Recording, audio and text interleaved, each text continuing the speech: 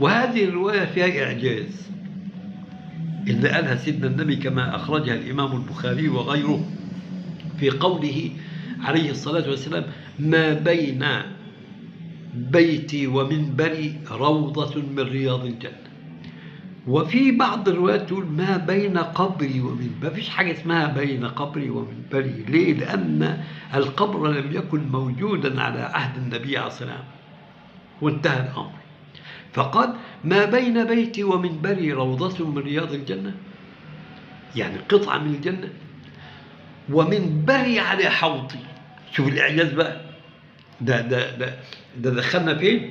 في يوم القيامة في النعيم، ودخلنا فين؟ في العرصات، كأننا نرى المشهد رأي عين.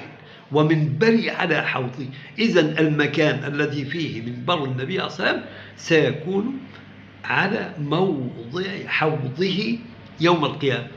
نسأل الله تعالى أن يكتب لنا من حوضه شربة هنيئة مريئة لا نظمأ بعدها أبدا، اللهم آمين.